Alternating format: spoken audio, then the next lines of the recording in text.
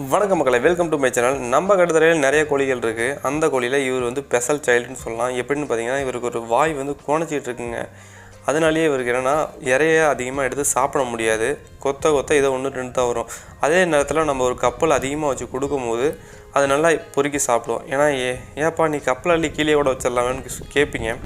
அவர் என்ன பண்ணுறாருன்னா, கோழியோட பழக்கமே என்ன பார்த்தீங்கன்னா, கிண்டி விட்டு சாப்பிட்றது தான். அது என்ன பண்ணா, கீழே வச்சேன்னா கிண்டி புறத்தி கீழே கொட்டிடுறேனே தவிர அள்ளி சாப்பிட மாட்டேங்கிறான்.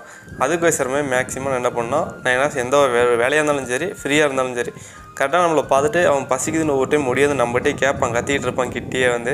அந்த நேரத்தில் நான் கிண்ணத்தில் லைட் வந்து கொடுத்துருவேன். இது என்ன ஒரு டிசீஸால் வருதுன்னு தெரியல, சத்து குறைபாடா என்னன்னு தெரியல. நான் சின்ன வயசுலேருந்து கோழி வளர்த்தலை.